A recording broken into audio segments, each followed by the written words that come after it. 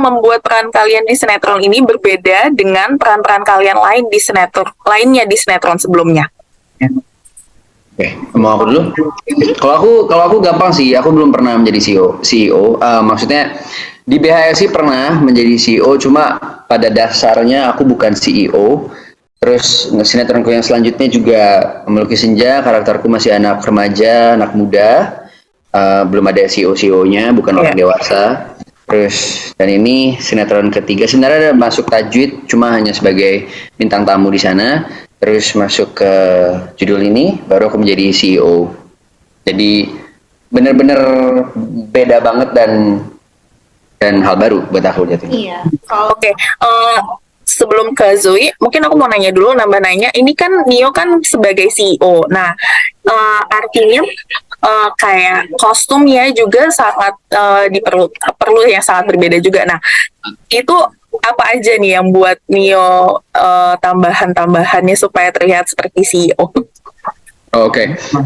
Tentunya semua serba rapi, apalagi aku juga CEO-nya pun CEO perusahaan fashion. Fashion ya. Jadi dari pakaiannya rapi, dari aku selalu sehari-hari pakai jas. Terus jasnya pun bukan jas yang biasa, tapi dalamnya ada vestnya juga. Dan itu pun Cinemark membuatkan khusus. Ya, mereka ngukur badan aku, bahkan sampai di jasnya di dalamnya itu ada nama aku sendiri tercantum. Jadi mereka benar-benar buat untuk ukuran badan aku biar fit. Nah, terus juga mungkin hal-hal yang sangat penting seperti rambut. Kalau dulu zamannya aku BSI berantakan, panjang. Terus zaman aku Melukis Senja apalagi lebih menjadi diriku sendiri, anak muda, serba berantakan. Nah, terus ke rambut harus stylish. Di sini harus dewasa ya. Ya, stylish. Itu kan apa namanya? Bahasa tubuh. Iya. Itu kalau dari pakaian-pakaian. Penampilan terus pakai jam selalu, jam tangan, dan kendaraan sehari-hari itu sangat ngaruh. Ya, begitu sih. Coba pakai. Jadi sangat detail ya berarti ya. Supaya Sangat terlihat detail. Dan terima kasih kepada Pak Syarat juga, kepada sutradara, dia selalu memperhatikan kayak, oh ini ada rambutnya sedikit terbang-terbang nih, kayak lagi, kasih waktu buat ngerapiin kayak gitu. Oke. Iya, detail banget berarti. Yes. Oke. Kalau Zoe gimana? Pasti beda banget sama Mbak Nana. Beda banget. Pertama dari judul aja Kehadiran Seorang Istri. Karena Nana ini seorang istri dan ibu. Beda banget. Dan juga karakter-karakter aku sebelumnya.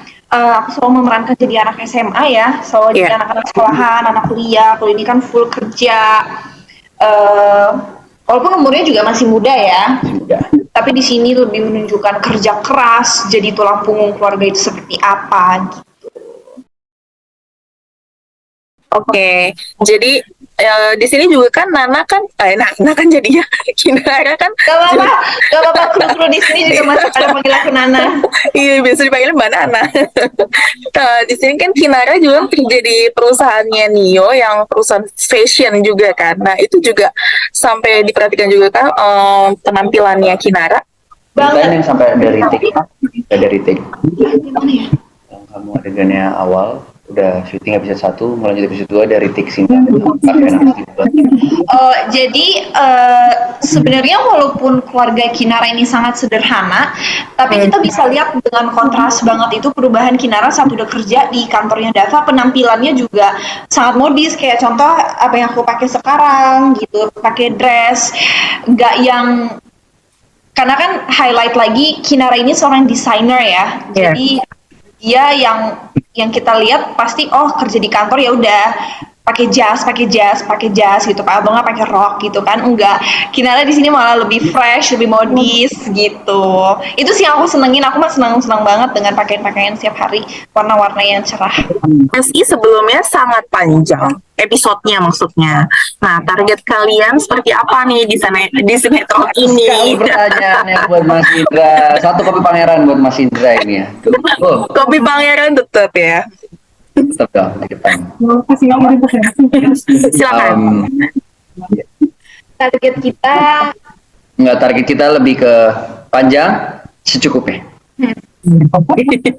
Dan kita serahin aja semuanya. Ya.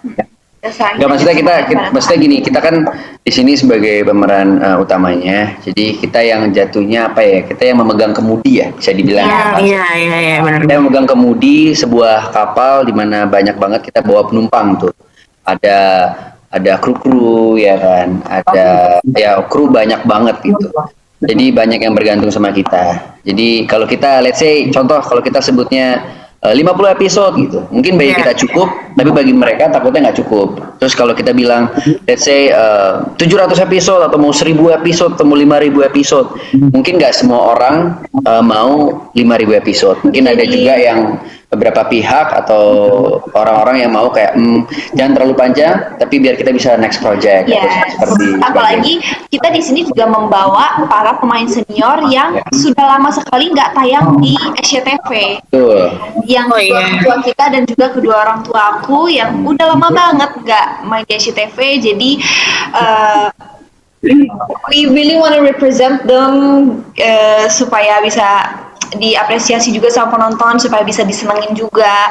Jadi ya kita serahin aja semuanya sama yang di atas dan kita lakuin yang terbaik aja buat semuanya, dan ya rezeki kita secukupnya aja, secukupnya buat semuanya. Oke. Jawabannya sangat ini banget ya. Cuma ini memicu pertanyaan lagi. Tapi sebagai pemeran utama dengan banyak yang tadi kalian harapkan itu, jadi beban tersendiri atau enggak sih sebenarnya kalau jadi pemeran utama dalam sebuah judul sinetron? Atau justru sebagai tantangan tersendiri? Sebenarnya kalau beban ya pasti sudah ada ya. Sebenarnya bukan beban, tapi tanggung jawab ya. Iya, tanggung jawab ya. Dikasih kesempatan oleh pihak stasiun SCTV dan juga Cinemark. Jadi kita harus memberikan yang terbaik juga. Melakukan yang terbaik. Tapi kalau kita bilang beban ya, kita juga nggak boleh bilang itu beban, karena balik lagi kita kerja, kita harus bahagia, itu yang utama. Ya, gimana caranya semangat kita juga bisa berbagilah semangat kita ke kru-kru dan juga pemain lain. Dan balik lagi ke jawaban aku yang sebelumnya, kita di sini yang bisa dibilang pegang kemudinya. Jadi kalau kita yang sebagai kaptennya udah ngerasa jenuh, bosan, terus sudah nggak mau lanjut, nggak ada motivasi, mungkin penumpang yang di belakang juga akan ikut seperti kita. Jadi kalau kita bisa menunjukkan kita semangat, pasti yang di belakang juga bakalan semangat. Ya. Diplomatis banget. Diplomatis sekali, Antonio. Belajar public relation. Oke, 1, 2, 3. Hai SCTVers, jangan lupa untuk saksikan sinetron terbaru di SCTV yang berjudul Dia yang kau pilih setiap hari jam 16.45 waktu Indonesia bagian Barat, hanya di SCTV. Satu untuk semua. Kompak kan? Bagus.